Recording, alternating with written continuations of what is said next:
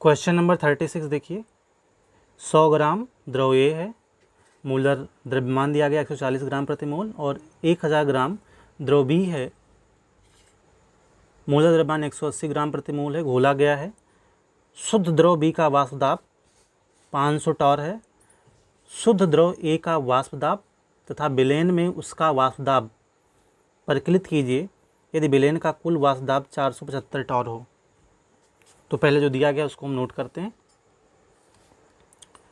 Question number 36, दो द्रव हैं, ये और बी। द्रव ए का जो द्रव्यमान है वो 100 ग्राम है, और जो द्रव बी है इसका द्रव्यमान 1000 ग्राम है।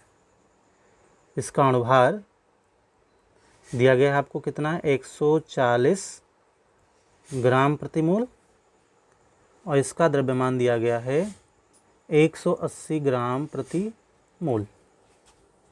अब कहा गया है शुद्ध द्रव बी का जो वाष्प दाब है यानी कि PB नॉट है वो कितना है, 500 टॉर है ना। और साथ में कहा गया है कि विलयन का कुल वाष्प दाब यानी कि P इक्वल 475 टॉर है। तो आपको बताना क्या है, शुद्ध द्रव ए का वाष्प दाब, यानी आपको बताना है पहले तो PA नॉट कितना होगा और विलयन में उसका वाष्प दाब यानी कि PA कितना होगा, ये दोनों चीज़ें बतानी है। आप चाहे तो PB भी निकाल सकते हैं, लेकिन पूछा ये दोनों गया है।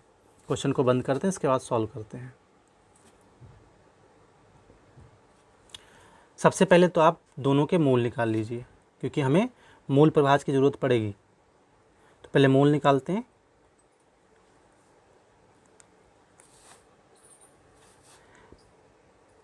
द्रव ए का मोल बराबर द्रव ए का द्रव्यमान बटे द्रव ए का अणुभार कितना है, 100 भागे 140। इसी प्रकार से द्रव बी का भी निकाल लेंगे, कितना हो जाएगा, 1000 भागे 180। आप इसको डिवाइड करेंगे, काट दीजिए। काटने के बाद कितना आंसर आएगा, जो द्रव ये है इसका मोल कितना आता है,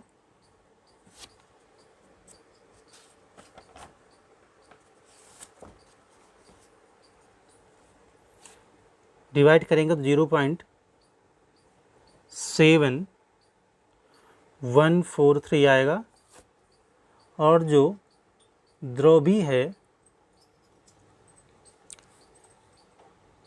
इसका मोल आएगा 5.55। ठीक है, ये दोनों जो द्रव हैं इनके मोल आ गए। अब इनके मोल प्रभाज भी निकाल लेते हैं। तो ये बराबर क्या हो जाएगा, द्रव ए का मोल बटे दोनों द्रवों का मोल का योग, तो 0.7143 अपान 0.7143 प्लस 5.55, ये x से आ जाएगा मोल प्रभाज ए का। इसको आप कैलकुलेट करिए, 0.7143 अपान 6.5 और ये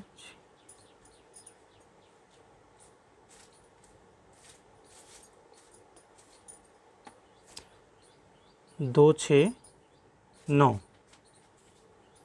इसको जब सॉल्व करेंगे, डिवाइड करेंगे तो ये आएगा 0.1139। एक्स बी निकालना है, तो आप चाहे तो x b equal n a plus n b से निकालिए, या फिर एक्स बी बराबर 1 माइनस एक्स ए कर दीजिए, क्योंकि दोनों द्रवों के मोल प्रभाज का योग 1 होता है, ये आपने पढ़ा होगा। तो 1 माइनस 0.1139 सब्ट्रैक्ट करेंगे तो कितना आएगा, 0.886 के आसपास आएगा। ये मैं अप्रॉक्स सारी डाटा लिख रहा हूँ। अब यहाँ से हमको मिल गया दोनों का मोल प्रभाज। अब जानते हैं आप जो राउल्ट के नियम अनुसार क्या है,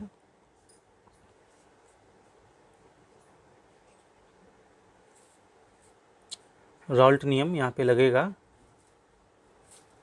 कुल दाब जो होगा, कुल जो दोनों द्रव हैं उनके वाष्प दाब के योग के बराबर होगा।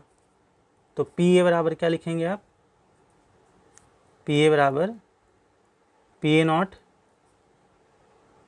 Not x a plus p b not x b, ये आपका तो टोटल दिया गया है। पूरा दाब कितना दिया गया है, 475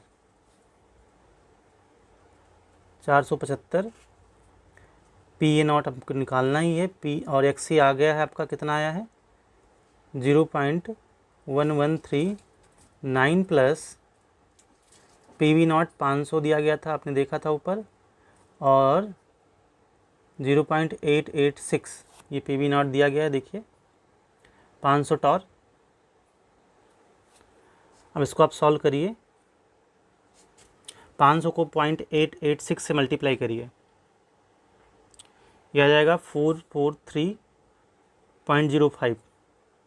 तो इसको ऐसे लिखते हैं, P a not multiply 0.1139 plus 443.05 और 475, तो पी ए नॉट गुणे 0.1139 इक्वल टू 475 माइनस 443.05, घटाएंगे तो कितना आ जाएगा, ये लगभग 31 आएगा।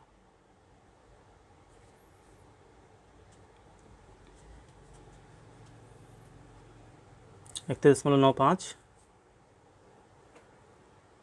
और ये आपका पी ए नॉट मल्टीप्लाई 0.1139, तो p a not equal to कितना हो जाएगा 31.95 भागे 0.1139, भाग करिए इसको, कितना आएगा, ये आता है 280.5, यानी आपका शुद्ध द्रव ए का जो वाष्प दाब है वो 280.5 टॉर आ रहा है। शुद्ध द्रव ए का वाष्प दाब, ये आपका पहला आंसर आ गया। अब आप आपने भी लिखा कि कुल द्रव का जो वाष्प दाब होगा वो पी बी, जो कुल वाष्प दाब होगा P द्रव A तथा द्रव B के वाष्प दाब के योग के बराबर होगा। तो आपको अगर PA चाहिए तो क्या करें, तो कुल द्रव में से द्रव B का वाष्प दाब घटा दीजिए, और द्रव B का वाष्प दाब निकालना है कि हम PA क्या निकालेंगे, PA बराबर क्या हो जाएगा, PA नॉट एक्स ए, यानी कि शुद्ध अवस्था में द्रव ए का वाष्प दाब कितना जो भी आया 280.5, और द्रव ए का मूल प्रभाज कितना है 0.1139। इसको आप सॉल्व करोगे तो लगभग 32 के आसपास ही आएगा, 32 टॉर। ये विलयन में द्रव ए का वाष्प दाब है, वाष्प दाब। होप आपको ये क्वेश्चन समझ में आया होगा।